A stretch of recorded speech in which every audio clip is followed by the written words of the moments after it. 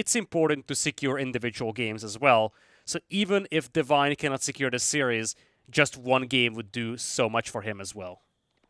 Exactly. It will not kill Divine's hopes in this tournament, but it might kill his morale. If he could take just one game away from be favored to come out of this group stage, it would mean the world to him and maybe be a stepping stone for the rest. And what better time to get that morale boosted than at the beginning of Empires at War? Let's see if Divine can do it. English versus Abbasid. First thing we're looking for is what was B going to do? Were we going to get the trade wing here on Basin? Answers already in. It's actually going to be the Eco wing. Eco wing to start with. Interesting choice, especially because in the pregame, you kind of touched on the possibility of trade here for B. So, with the market already being out there, with Trade Wing, you could get that trade going very quickly. We have seen Quocher Wing openings on this map before, trying to expedite the fast castle, but it's just going to be a standard Eco Wing for the time being. B, already having moved to Stone, looks like he's just going to boom. No Stone being mined so far by Divine. No, and this is interesting, actually. B made the right call. I feel like every map I've seen of Basin in the last month has spawned a corner marketplace. But if you look, these trade posts are actually more central. So had he gone trade, the Lombos could get in position to block that quite easily. So it actually was a smart call. B's clearly been like spawning a bunch of these generations to double check how it comes out and makes the right read. And as you said, Divine, the fact that he's not on Stone suggests that he is going to be going hard those Lombos. Means this Eco Wing should actually be the better play. Like, Military Wing kind of sucks against the English because, yes, you get 2 archers, but you also get 2 spears. It's like the worst civ to do that against. That's a lot of Stone, by the way. He's going 3 TCs, 100%. Oh, wow. He doesn't even wait around for Fertile Crescent before he drops the first one. Yeah, that's just a very quick second down center out here. It's on the front. He needs to consider the possibility of Longbows trying to delay or deny it. So obviously rushing it up before the council hold even finishes guarantees that he completes it in time. But I think what's more interesting is what we have for Divine. He actually built a defensive tower close to his gold mine. We have seen this in game number 1, and you touched on this before. He feels a little afraid in many ways. He's respecting his opponent too much, I feel. Defensive tower on the gold mine is nice, but there was no signs of aggression coming in from B, and that isn't going to be a very useful investment for this part of the game. Yeah, he's the type of player that immediately concedes offensive opportunities, even when he's the civ that's favored to do that. Now, some players have actually turned that into a whole playstyle that you utilize very well. I think Recon is a pristine example of that. But this is something that I've even talked to him about before, where, like, you know, even though you want to play that way, you need to at least feign a different style occasionally. It's that whole idea of implied odds. It's like, if you pick English, there's meant to be a window where you are annoying and you are aggressive. Use that. Even if you don't intend to do it, you need to at least appear as a player like you would. The problem is B, he's looking at Divine, he's seeing a player that hasn't really shown any inkling to doing that sort of aggression. You know, Divine is historically a player outside of the Delhi, like, kind of almost exploitive stages where they had too much healing. Most of his gameplay has really kind of revolved around later Castle Age timings as opposed to feudal limits. Yeah, for now it's just a handful of longbows making their way through the map, but this is where we highlight how open that middle area is and how exposed you could be to flanking maneuvers. So every time you move through the middle, especially with that slow-moving army of the English, you expose yourself to a devastating wrap from the opponent. It's not going to happen right now. B doesn't really have an army to work with, but especially if this Feudal Age aggression drags out here for Divine, that's definitely where B could go, and B is dropping a 4th DC KP. Well, you know how you defend against English Lombos. I think I talked about this yesterday, right? You know, we've seen like the French keep lines. For the Abbasids, this is the keep line. Infinite TCs. That is just ludicrous, KP.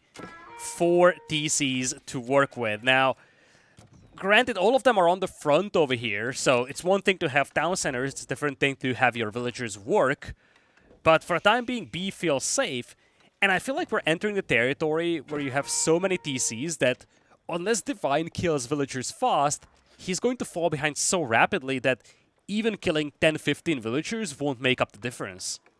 Well, that's the thing. Even if he kills them fast, he needs to kill them consistently because Yes. it is 4 TCs, to your point, right? Now, one issue here is going to be additional food sources. I think the best play for Divine is like stand ground, 2 or 3 Lombos here. Oh, no, no, do not move them all like this, though. The rush on the tower, that's going down. Like, even if you garrison it now, it's dead. Yeah, looks like B's going to pull the Wait, villagers what? back B? here. I'm not Okay. exactly sure if this is going to work well for B, though. I think that cost him more by going back. Like, if he torched it, even with a repair guy, he would have killed it, right? And, like, I thought the logic here was he's going to let villagers down the wood line so he can get it. Instead, he lets villagers down the wood line, doesn't get it, idles up there, now has to retreat. B, it's only 5 villagers, but this is like step 1 in Divine's comeback. What step 2 is Divine needs to go north, because this is happening still. 4 TCs here by B. For now, he's got safe access to resources. Battering rams will be on the way soon for Divine. It's so awkward to look at this, KP. B has no desire to build any army at this point. He really is just intending to fight this off with mass villager power to torch down the rams and then the town center fire. I mean, in fairness, like, if you're in range to deal with the villagers attacking your rams, you're in range to the TC, right? But the secondary TC staggered further back, so it can't necessarily assist. Speed needs to build a real unit. I'm glad he's going to finally start adding in the production to do so. It's a lot of Lombos at this stage, though. And the rough part about being the Abbasids is for all the memes of, like, these TCs that function as keeps, because you're the Abbasids, you have no fast castle, right? You can't rush it in, like, 30 seconds with all these villagers. It's going to be slow, so the longer that you wait to address this concern, the more uncounterable this Lombo mass becomes. Love the man-at-arms addition from Divine here. Means that just archers from B will have a tough time dealing with this, even if B has the numbers. And you see, this is why I was concerned about this, KP. It's the first town center that could go down. He has to sacrifice so many vills for this. And he's trying to go Castle Age. Look at his resources. Like, B is like, da-da-da-da. It's like he's just putting his favorite music. Not a care in the world. He's going to get a repair out. I mean, weirdly enough, this is still working. He's out of wood now, KP. Guys, wood. Oh, God. He's teching up behind this. This is the definition of the never should work build order here. Just full greed, 4 TCs, no army. Lost the first TC, and he's unwavering. He's going into Castle Age. Dude, this is like the build that people like from Divine. That's not to devalue what he's doing, it's the right build, but this is like the build people learn a week into the game, right? Like, there's nothing out of line here. This is like back to 2021 build. And it's working because B is back to crack with this build. I don't know, KP. He's got a bunch of production buildings, not a single unit out there, though. Villagers once again rallied to try and deal with the rams. I don't think he's going to repair this in time, though.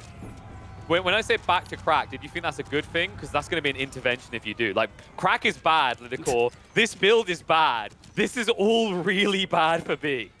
I think the villager count tells the story, KP, here. I have no idea what B had on his mind, but boy, oh boy, is it not working. Who would have thought going full eco-greed against the most capable, one of the most capable feudal aggressive civilizations is not a good idea. Divine. He's lost 65 villages. We're not even 9 minutes into the game. Get me out of this crap. Oh my lord. I don't know what to say about this, KP. You know, you would try to make an expert judgment or some sort of analysis at the end of the game, but I'm just looking at this. Yeah. Going no army means that you will lose a game when your opponent does have army. Let's just look at that army graph for a moment, because I think that's what tells the whole story here. What army? Just show me the army graph. It's going to be the line that's the existence of the 2 scouts. Like